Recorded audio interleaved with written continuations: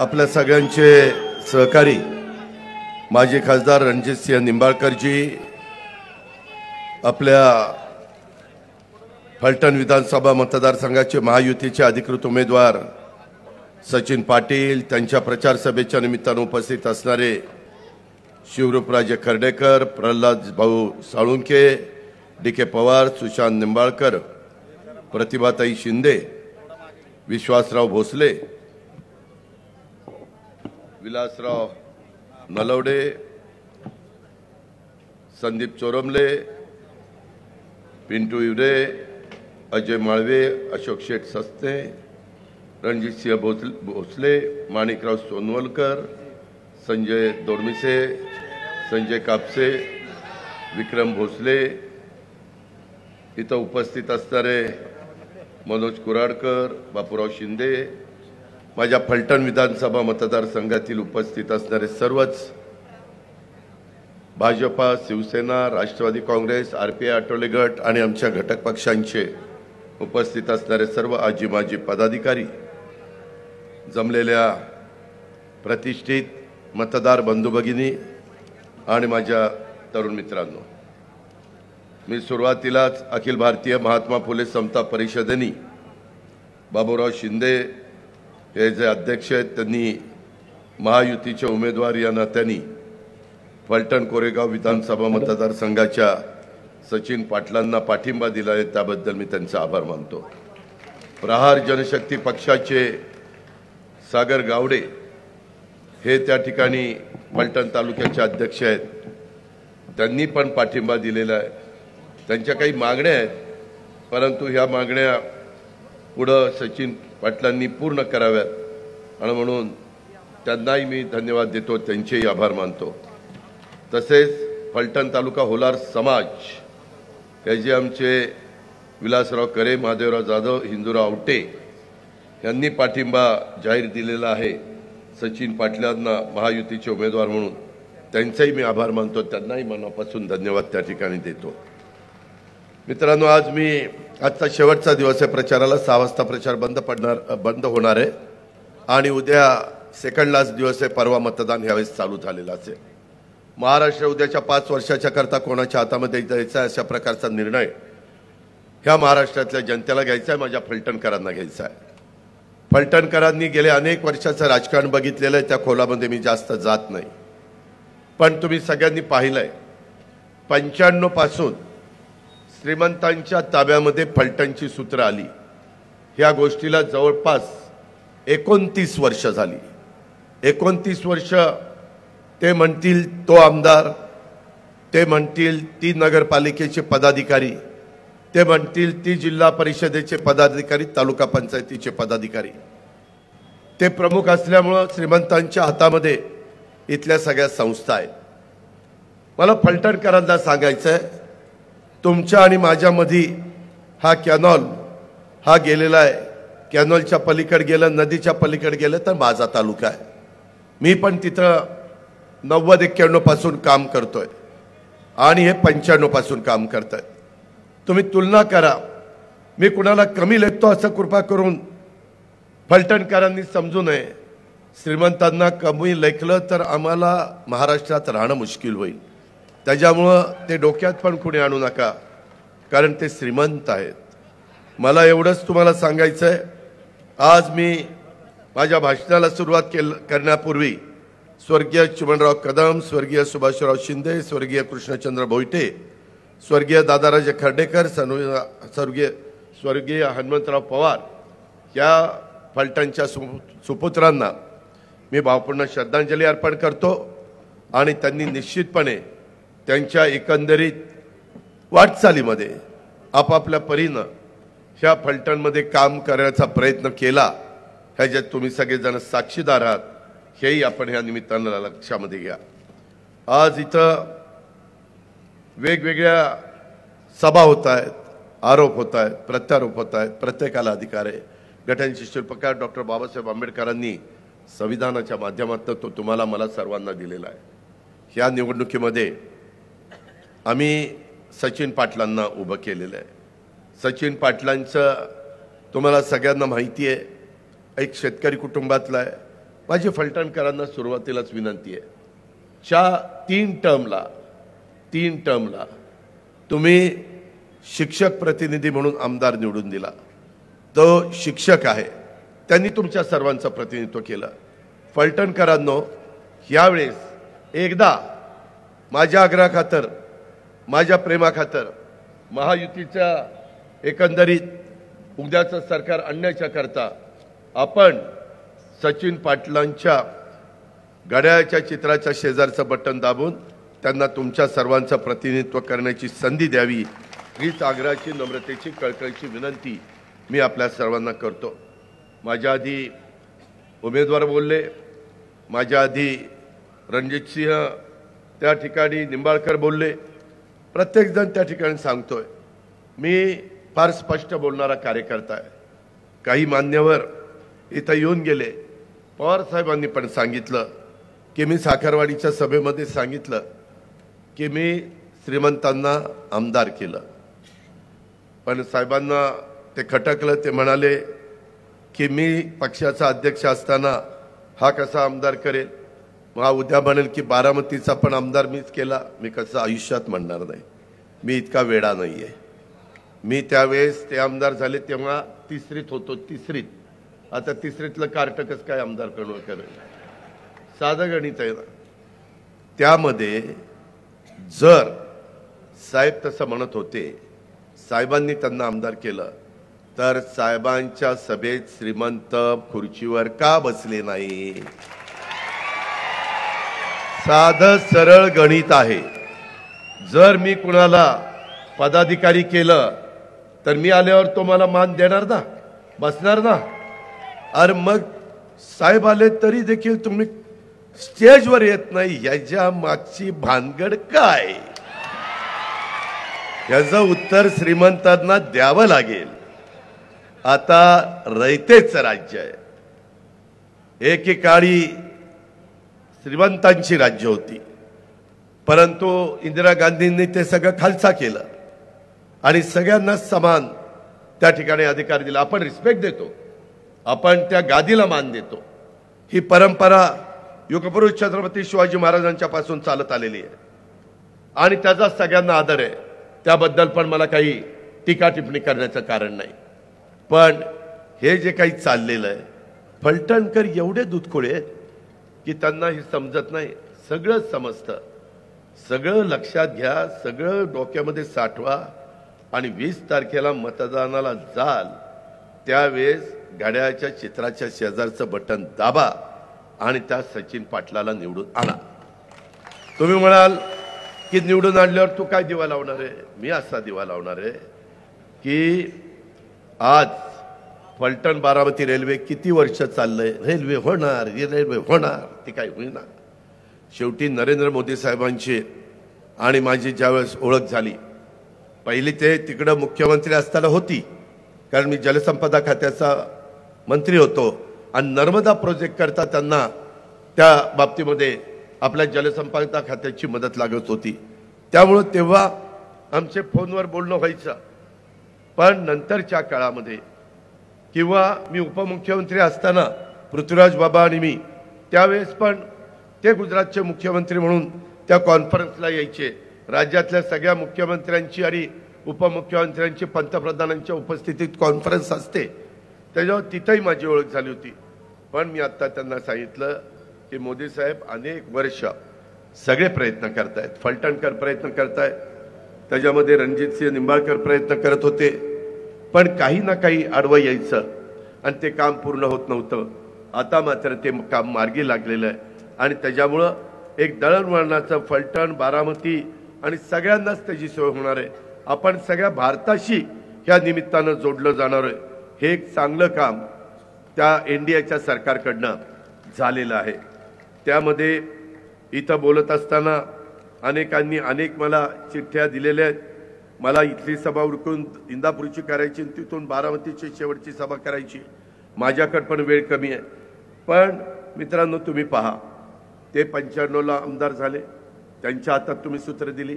मी 91ला आमदार झालो, माझ्या हातात बारामतीकरांनी सूत्र दिली आणि माझ्या भागातला बारामती तालुक्यातला माळेगाव सहकारी साखर कारखाना, सोमेश्वर सहकारी साखर कारखाना एक भाव देतोय 3636 टनाला आणि दुसरा देतोय 3571 टनाला.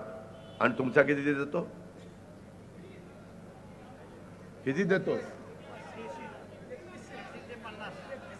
3000 किंवा 3100 धरा. 500 600 रुपये फरक.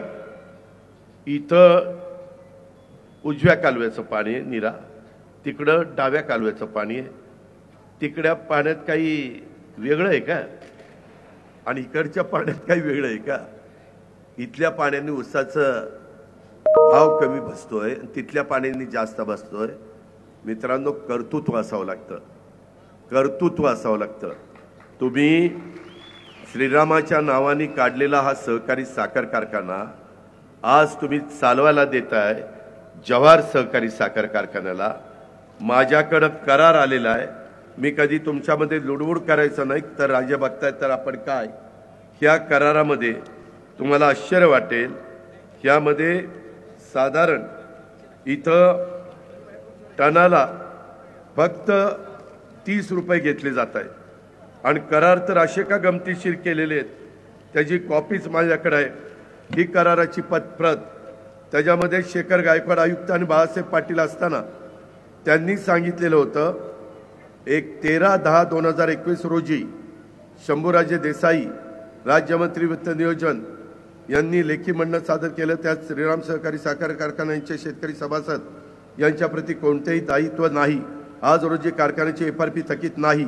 वरील परिस्थितीच्या अनुषंगाने आर्थिक सुस्थितीत असलेला सहकारी साखर कारखाना 15 वर्षासाठी दुसऱ्या साखर कारखान्याला चालवण्यास देणे योग्य होणार नाही, की बहुधा सदर कालावधी 15 वर्षाच्या ऐवजी 5 वर्षाचा करावा. कारखान्याची एकंदरीत आर्थिक स्थिती व दायित्व याचे अवलोकन करता कारखाना इतर सहकारी साखर कारखान्यांना चालवण्यास देताना प्रतिवर्षी प्रतिटन 200 रुपये मूळ कारखान्यास नफ्यातील हिस्सा म्हणून द्यावे. साखर आयुक्त यांनी श्रीराम कारखाना पुढील 15 वर्षाच्या भागीदारी तत्वावर चालवण्यास दिला तरी भांडवली गुंतवणूक त्याची किंमत विचारात घेऊन कारखान्याची काही देणी थकीत राहू शकतील अशी शक्यता नमूद करून त्याबाबत बहुमताने समिती सदस्यांनी कारखाना 15 वर्षाच्या कालावधीसाठी भागीदारी तत्वावर द्यायला हरकत नाही असे ठरले. त्याच्यात बाळासाहेब पाटलाची सही आहे, सहकार मंत्री आणि शेखर गायकवाडांची सही आहे. ठरलं 200 रुपये. आता आपल्याला मिळतात 30 रुपये टन. आता मग वरचे पैसे कुठं काय मॅच फिक्सिंग झालंय का काय? 200 रुपये ठरले, 30 रुपये दिले, त्याच्यामधले 20 रुपये जात आहेत व्याजाला. डिपॉझिट घेतले 17 कोटी, त्या 17 कोटीमध्ये 8.5 कोटीला व्याज 12%. गंमत बघा, 1 वर्षाचं 8.5 कोटीचं व्याज 1 कोटी होतंय. म्हणजे 15 वर्षाला 15 कोटी व्याज, 8.5 कोटीला 12%. म्हणजे ही कारखाना कधी तुमच्या ताब्यात यायची शक्यता नाही. अशा प्रकारचा करार, हा करार आपल्या श्रीमंतांच्या सांगण्यावरून झालेला आहे. आता आपणच विचार करा. मला वेळ कमी रे, नाहीतर पार त्याची म्हणजे कारखान्याच्या कागदपत्राची चिरफाड केली असती. इथं बघा, डीड पार्टनरशिप 9 मार्च 2022 श्रीराम सहकारी साखर कारखाना लिमिटेड फलटण अँड जवाहर शेतकरी सहकारी साखर कारखाना लिमिटेड हुपरी, जिल्हा कोल्हापूर. हे अशा पद्धतीनं तुम्ही ज्यांना त्या बाबतीमध्ये नेतृत्व देता, ते आम्ही ज्यावेळेस तुमचं लोकप्रतिनिधित्व करतो त्यावेळेस तुम्ही आमच्यावर विश्वास टाकता. आम्ही काम करताना तुमच्या विश्वासाला तडा जाऊन नाही दिला पाहिजे. नाहीतर मग त्या नेतृत्व करायला अर्थ काय? आज एवढा मोठा फटका, आज एवढं मोठं माझं वैभव, अहो तिथली जमीन विकली मोक्याची, कॅनोलच्या अलीकडची जमीन विकली की नाही? मग जमीन पण विकली, कारखानाही चालवायला दिला, तोही 15 वर्षाकरता. व्याज 8.5 कोटीला 12%, ते दरवर्षी 1 कोटी व्याज होते. मग फिटणार कधी? काय केलंय काय? गौड बंगाल तर सांगा. एक पुस्तक लिहू, श्रीराम सहकारी साखर कारखान्याच्या कराराची माहिती. हे जे काही आहे, आज तुम्हाला फटका बसतोय. आज लोकांनी निवडून दिलेलं संचालक बोर्ड गेलं असतं ना, आज संचालक बोर्ड जातं पण मस्तपैकी चहा पाणी नाश्ता घेतं. आणि कारखाना ते तर जव्हार चालवतात. हे कायदी विचार माझे फलटणकर करणार आहेत का? दुसरी गोष्ट, दूध संघ तोही बंद. आमचे कारखाने ती आर्थिक सुबत्ता आणतात. आमचा दूध संघ उत्तम चाललेला आहे. आपला दूध संघ बंद पाडलेला आहे, कारखाना चालवायला दिलेला आहे. त्याच्यानंतर खरेदी विक्री संघ, त्याचे तर गोडाऊन गोविंदला भाड्याने दिलेले. अरे गोविंदला भाड्याने द्यायच्याऐवजी त्याच्यामध्ये खतं आणा, बी बियाणं आणा, गोडाऊनला ठेवा. माझ्या शेतकऱ्यांचा माल जर भाव नसेल तर गोडाऊनला ठिकाणी ठेवा. त्याच्यातनं त्या खरेदी विक्री संघाच्या गोडाऊनचा फायदा करा ना, काय हरकत आहे? परंतु तेही काही नाही. स्वतःच्याच खाजगी संस्थेला ते भाड्याने देण्याचं काम केलेलं आहे. मार्केट कमिटीचा तिथं मला अर्ज आला, दादा आमच्या मार्केट कमिटीचा पगार होत नाही. अरे म्हटलं श्रीमंतांच्याकडनं पगार होत नाही, मग श्रीमंतांची व्याख्या बदलायला पाहिजे का काय? त्यामध्ये आज पगार होत नाही. राजे, आम्ही संस्था चांगल्या चालू शकतो, तुम्ही का हो नाही चालवत? कधी सल्ला घ्यायचा असेल तर आमचा घ्या ना, आम्ही योग्य सल्ला देऊ. आम्ही चुकीचा सल्ला नाही देणार. पण आम्हाला वाटलं की तुमच्या नेतृत्वाखाली चाललंय, चांगलं चाललं असेल. त्यामध्ये मार्केट कमिटीची अवस्था ही करून ठेवली. मालोजी बँक ती चालवायला बुलढाणा क्रेडिट सोसायटीला देऊन टाकली. पार बुलढाणाच गाठला, दुसरं कुणी इथं दिसलंच नाही. डायरेक्ट विदर्भातनं बुलढाणा. तिथनं चांडक साहेबाला सांगितलं आमची बँक चालवा. तुम्हाला बँक चालवता येत नाही, तुम्हाला कारखाना चालवता येत नाही, तुम्हाला नगरपालिका. मी आता बघतोय रस्त्यावर सभा चालली. अरे पटांगणं कुठे गेली? इथं पोरांना, मुलांना खेळायला ग्राउंड राहिलेत का नाही? का सगळ्यावरचे आरक्षण काढली आणि दुसरंच काहीतरी केलं? जर त्या शहराचा सर्वांगीण विकास व्हायचा असेल तर उद्यानं, ग्राउंड ही आरक्षण ठेवायची असतात.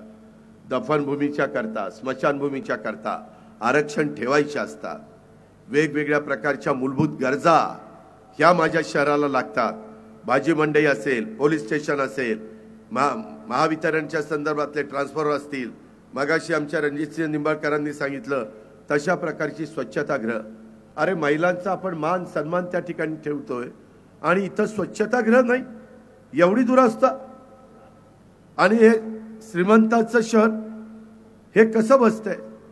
अरे माझ्या इथं जरा एसटी स्टँड बघायला या. इथलं एसटी स्टँड आणि तिथलं एसटी स्टँड कुठं काय कशात अर्थच नाही. जर आम्ही करू शकतो तर ते का नाही? ह्याचा विचार कधीतरी तुम्हाला करणार का नाही? कधीतरी तुमची सटकली पाहिजे ना, सटकली. तुमची सटकतच नाही, त्याच्यामुळे त्या महाराजांचं चालतंय.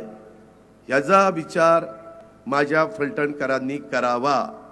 त्यामध्ये आपण त्याच्यामध्ये मी सगळ्यांना निधी देतो. माझ्याकडे दीपक चव्हाण पण आलेले होते, तो आमदार. त्याच्यामुळे आम्ही सगळेजण उपमुख्यमंत्री मंत्री झालेलो. तो म्हटला की दादा मला शेवटी निधी द्या. मी जाता जाता त्याला 200 कोटी रुपयाचा निधी दिला, शहराच्या करता 200. नारळ फोडण्याचं कामं चालली. परंतु जरा तोंडाने सांगा कुणी निधी दिला ते, तेवढं तरी खरं बोला राव. आम्ही एकत्र असताना दिलाय त्यानं, परंतु मिळालंय आम्हाला असं म्हणा, पण ती पण दानत नाही. आज मित्रांनो, तुम्ही सचिन पाटलाला निवडून द्या. मी खरोखरीच सांगतो, जर तुमच्यामध्ये चांगले चांगले नव नेतृत्व हे पुढे येत असेल तर त्याच्यामध्ये मी सर्वतोपरी सहकार्य करायला तयार आहे. आपल्या इथं इकडच्या भागातली मुलं कमींची माझ्या बारामती तालुक्यामध्ये बसनी इंग्लिश मीडियमची शिकायला येतात, CBSE शिकायला. तुम्हाला काही वाटत नाही? तुम्ही तुमच्या लोकप्रतिनिधीला विचारत नाही? आपल्याकडे एवढं सगळं आहे, का नाही आपल्याकडे चांगली CBSEची इंग्लिश मीडियम स्कूल सुरू होत? काय अडचण काय? इथला माणूस येऊन बारामतीमध्ये फी देतो, काय फुकट शिकवत नाही तिथं, फी घेतात. एवढा जायचा याचा खर्च, त्याच्यात त्यांचा बिचाऱ्यांचा मुलांचा वेळ जातो. तो वेळ त्यांना अभ्यासाला मिळणार नाही. मुलं जास्त वेळ घरात आई वडिलांच्या जवळ राहणार नाही. अरे नेतृत्व काय करतंय ह्याचा विचारच कोणी करत नाही. मी दीपकला सांगायचो, अरे दीपक ह्याच्यात लक्ष घाल. दादा माझ्या हातात काही नाही हो, साहेब सांगतील तसं मला ऐकावं लागतं. अरे म्हणलं कुणाला निधी देताना पण तसंच, नाही मी त्यांच्यामुळे निवडून येतो, त्याच्यावर त्यांचं कसं मी मोडणार? अरे या जनतेचं मोडतोय आणि त्यांचं मोडायला काय झालंय? हे असं कसं?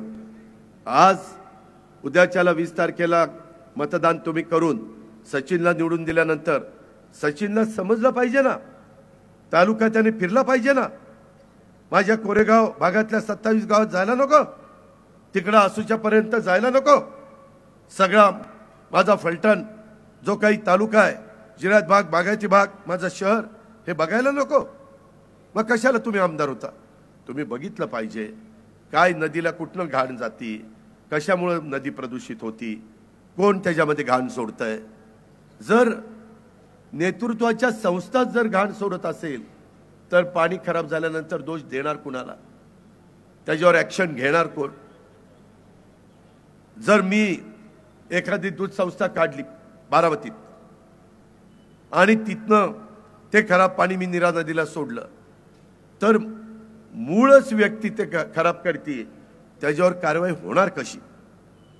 ह्या पद्धतीचे प्रकार इकडं. अजून एक माझ्या सांगवीच्या अलीकड कुठलं ते दुधाचं हेरिटेजचे घाण पाणी, त्या गोविंदचं घाण पाणी. अरे STP बसवा ना, सिवरेज ट्रीटमेंट प्लांट बसवा, CPO बसवा, नवी टेक्नॉलॉजी आलेली आहे. मी माळेगाव सोमेश्वरला सांगितलंय की बाबांनो, तुम्हाला खराब पाणी मळीचं सोडायचा अधिकार नाही. भाव 25-50 रुपये कमी द्या, पण पहिल्यांदा ही निसर्गाने तयार केलेली नदी, निसर्ग ज्यावेळेस तयार झाला त्यावेळेस त्याच्यात वाहणारं पाणी ते इतकं स्वच्छ आणि निर्मळ असायचं. आज जनावरं पण पाणी पित नाही, माणसाने पाय घातला तर पायाला खास सुरू होती. अशा प्रकारचं ते घाण पाणी अलीकड पिकाला द्यायला लागलं तर पिकं खालनं जोरात वाढायला पाहिजे, ती पिकं वरनच जळायला लागतायत, तिथं पोग्यातनच जळायला लागतायत. ही पाण्याची दुरावस्था. हे बदलायला नको, हे बदलायचं तुमच्या हातात आहे. आता ही संधी फलटणकरांना आलेली आहे, त्या संधीचा फायदा उठवायचा का येरे माझ्या मागल्या त्यामध्ये चालायचं ते तुमचं तुम्ही ठरवा. बदल केला मी तुमच्या पाठीशी आहे, राज्य सरकार तुमच्या पाठीशी आहे, केंद्र सरकार देखील. जरी रणजितसिंह निंबाळकर हे माजी खासदार असले तरी त्यांच्या ओळखी तिथं आहेत, मला माहिती आहे. अमित शहा पण त्यांना चांगलं ओळखतात, इतर मंत्री ओळखतात. आम्ही जाऊ, त्या व्यक्तीचं मला कौतुक वाटतं. एखादा पराभूत झाला असता तर म्हणला असता जाऊ द्या, पाडलंय बघू 5 वर्ष निवांत. विलासराव देशमुख पराभूत झाले होते, 5 वर्ष काही बघितलं नाही लातूरकडं. शेवटी लातूरकरांना कळलं अरे लय चूक आपली झाली. 40,000 मतांनी विलासरावांना पाडलं आणि पुढच्या 5 वर्षांनी त्याच विलासरावांना 80,000 मतांनी निवडून दिलं आणि विलासराव राज्याचे मुख्यमंत्री झाले. कधी कधी जिथं पिकतं तिथं विकत नसतं, त्याच्या किमतीचं मोल होऊ शकत नाही आणि त्या पद्धतीनं तुम्ही लोकसभेला केलेलं आहे. आता तुलना करा आपल्या रणजितसिंह निंबाळकरांची 5 वर्षाची कारकीर्द आणि आत्ता जे खासदार झालेले आहेत ते कितीदा येतील, कितीदा भेटतील, कितीदा चर्चा करतील ते तुमचं तुम्हालाच माहिती. पण एखादी हवा आली की लोक हवेवर जातात. अरे भावनेवर जाऊ नका रे, भावनिक बनू नका रे, विकासाला महत्व द्या. विकासातनं तुमच्या पुढच्या पिढीचं भलं होणार आहे. इथली बाजारपेठ चालणार आहे, तो बदल झाल्यावर चालणार आहे. अरे माझ्या बारामतीतली येऊन बाजारपेठ बघा व्यापारी लोकांनो, हे स्वराज सेल्स ये रे माझ्या इथं तुला दाखवतो. इकडं कोण आहे रे? ही कोण आहे? चेतन का कोण? कुठलं ज्वेलर? हा ज्वेलरवाला तू पण ये, सुनील बॅगवाला तू पण ये, तुला दाखवतो बारामतीची बाजारपेठ. अरे लोकप्रतिनिधी खमक्या असावा लागतो, खमक्या. आवाजात पण दम पाहिजे आणि कामात पण उजवा पाहिजे, अधिकाऱ्यावर पण पकड पाहिजे. उगीच हे काम करतो का रे, ते अधिकारी तुला घरूनच पाठवले. ही गोष्ट लक्षात ठेवा. त्याच्यातनं तालुके पुढं मागं राहतात. अक्षरशः एकेकाळी आम्ही बारामतीचं नेतृत्व करायच्या आधी फलटण हे पश्चिम महाराष्ट्रातला एक महत्वाचा अग्रेसर तालुका होता, शहर होतं. का मागं पडलं? अरे विचारा ना कधीतरी स्वतःच्या मनाला. काय आपण कमी पडलो? कोण दोषी आहे? आपण स्वतः दोषी आहे का इथला लोकप्रतिनिधी दोषी आहे का इथलं नेतृत्व दोषी आहे? ह्याचा कधीतरी विचार करणार आहे का नाही? मला काय मी सांगायला येईल, ऐकलं नाही ऐकलं दिलं सोडून, हाय माझं मला. पण वाईट हेच वाटतं की मी पण ह्या जिल्ह्याचा पालकमंत्री होतो 5 वर्ष. इतकी सोन्यासारखी माणसं आहेत, रिस्पेक्ट देतात, त्याच्यामध्ये सांगितलं तर ऐकतात, पण आळस झटकून काम केलं पाहिजे. मित्रांनो, इथंच नाही, आज इथं साखर कारखान्याची अवस्था, बँकेची ती अवस्था, दूध संघाची अवस्था, खरेदी विक्री संघ, मार्केट कमिटी, विचारूच नका. तुम्ही या ना, ह्या सगळ्या संस्था मी माझ्या दाखवतो कशा चालल्यात. आणि तुम्हाला सांगतो, तुम्ही जर ह्याच्यातनं मार्ग निघू शकतो. एकेकाळी माझा सोमेश्वर कारखाना डबगाईला आला होता, मी बाहेर काढला. आज नंबर 1चा भाव देतोय. तुम्ही सचिनला निवडून द्या, या संस्था आम्ही तुमच्या वटणीवर आणून दाखवू. ती धमक आणि ती ताकद आमच्यामध्ये आहे. त्याच्यामध्ये आज इथल्या मुलामुलींना नोकरी नाही. आज नाईक बोमवाडी MIDC मंजुरी आहे. कारखाने आले पाहिजेत ना, वातावरण तसं पाहिजे ना. अरे कमिन्स सारखा कारखाना येतो, लेबर कॉन्ट्रॅक्टर तिथं लेबरचं सप्लाय करतो आणि तिथं रक्कम वेगळी घेतो आणि त्या मुलांना निम्मी अर्धी रक्कम देतो. अरे कुठं फेडाल ही पाप? कष्ट माझ्या त्या मुलांनी घाम गाळायचा, कष्ट करायचे, रक्ताचं पाणी करायचं आणि त्या कमिन्समध्ये काम करायचं. आणि मालक पण काही बोलत नाही, तो आहे परदेशात. आणि खुशाल किती हजार रुपये घेतात ते, आणि तुम्हाला किती देतात? हो का, 18-20 हजार घेतायत आणि 12,000 रुपये देतात. बरं 24,000 घेतायत आणि 12 हे सांगतायत म्हणून मी सांगतो. मला नक्की किती, मी नंतर हे झालं इलेक्शन की मी त्यांना बोलवणार आहे मॅनेजमेंटला, तेवढा आम्हाला अधिकार आहे. काय बाबा किती देतो, मग ते त्याला इतके मिळतात तर तो खाली किती पास करतोय, PF किती कापतोय, ते सगळं त्या ठिकाणी आपण बघू. एका जणांनी साखरवाडीमध्ये चांगला कार्यकर्ता, बिचारा कामगार, आणि त्यांनी तिथं सांगितलं ओरडून, दादा हे का आम्हाला 24,000 ह्यांना देतात आणि आम्हाला 12,000 रुपये घेतात. त्याला कितीतरी दिवस गेटवर बसून ठेवलं. अरे ही तुमची अवकात? त्या गरीबाला तुम्ही गेटवर बसून ठेवता, शिक्षा देता. त्यानं खरं सांगितलं म्हणून त्याला डॉक्टर बाबासाहेब आंबेडकरांनी संविधानाच्या माध्यमातून अधिकार दिला नाही. त्या अधिकाराचा वापर त्यांनी करायचा नाही. त्याच्यावर अन्याय झाल्यानंतर त्यांनी गपगुमाने अन्याय सहन करायचा. ही कुठली पद्धत? हे नाही चालणार, हे नाही चालणार. ही पण गोष्ट आपण सगळ्यांनी लक्षात घ्या. आणि नाईक बोमवाडी MIDC मंजूर झालेली आहे, तिथं चांगले प्रकल्प आणण्याच्या करता आमच्याही ओळखी, आम्ही 5 वेळेला उपमुख्यमंत्री झालोय. वेगवेगळ्या उद्योगपतींच्या ओळखी, वातावरण, उद्योगधंद्यांना पोषक, त्यांना काय लागतं? एक तर पाणी लागतं, दुसरी वीज लागते, इन्फ्रास्ट्रक्चर लागतं, जागा लागते. जागा तुमच्याकडे, पाणी एवढा मोठा कॅनॉल, निरा उजवा कालवा इथनं चाललेला आहे. आता इकडं खंडाळा तालुक्यातनं पण धोंबलकवडीचं त्या ठिकाणी पाणी आपल्याकडे येत आहे ना सगळं. अरे आपल्यानंतर खंडाळा दुष्काळी तालुका, काय MIDC झाली जाऊन बघा. आणि आपण कुठं राहिलोय? कशी बेकारी हटायची, कसं तरुणींना रोजगार मिळायचा, या गोष्टीचा विचार देखील तुम्ही त्या ठिकाणी केला पाहिजे. अशा प्रकारची माझी आग्रहाची विनंती आहे. आज माझ्या होलार समाजाने आमच्याकरता आर्थिक विकास महामंडळ स्थापन करा असं सांगितलेलं आहे. मी त्याच्यामध्ये स्वतः त्या ठिकाणी लक्ष घालील. सुभेदार महाराजा मल्हारराव होळकर यांच्या जन्मस्थळी आमचं होळ मुरुम येथे पुण्यश्लोक अहिल्यादेवी होळकर यांचं मूळ गाव, सुभेदार मल्हारराव होळकर यांच्या एक स्मारक चांगल्या पद्धतीने करावं.